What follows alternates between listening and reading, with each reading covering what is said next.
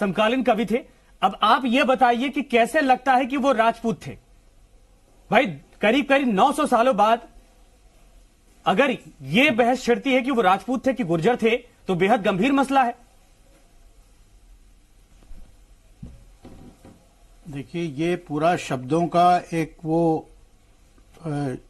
का भ्रमजाल है। हाँ। और ये सस्ती लोकप्रियता हासिल करने की ये सारी चीजें हैं।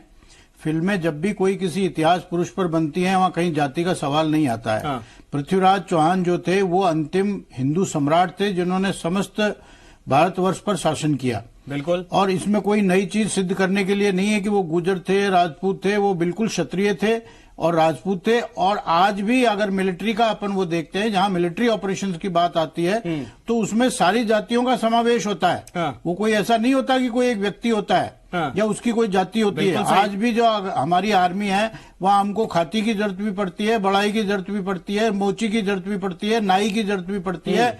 उसमें एक पूरी एक फैमिली होती है जो डिफेंस के काम में करती है।